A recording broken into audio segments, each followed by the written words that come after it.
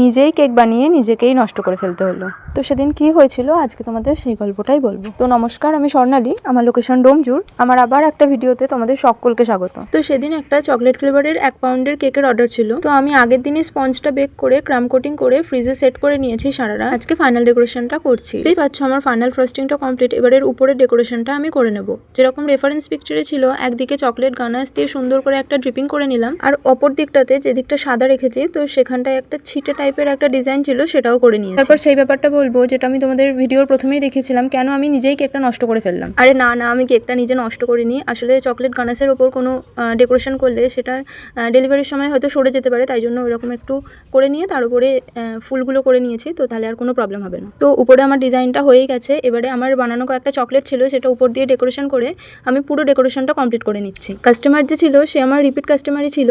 তার তো ডেকোরেশনটা খুবই ভালো লেগেছে, আর আমার নিজেরও খুব ভালো লেগেছিল সেদিনের ডেকোরেশন। এবার তোমাদের পালা, তোমরা কিন্তু জানিও কেকটা তোমাদের কেমন লাগলো, আর ভালো লাগলে একটা লাইক করে দিও। আর হ্যাঁ, তোমরা যদি আমার থেকে কেউ কেক নিতে চাও তাহলে আমার সাথে ইনবক্সে যোগাযোগ করতে পারো, আমি তোমাদের সেখানে সব ডিটেলসটা জানিয়ে দেবো। তো চলো এখন তোমাদের দেখাই আমার 1 পাউন্ডের কেকের ওয়েট মোটামুটি কতটা থাকে। তোমরা ওয়েটটা দেখতেই পেলে। এরপরে একদিন তোমাদের লেয়ারিং এর ফুল ভিডিওটা দেখাবো। তাহলে আজকের মতন টাটা।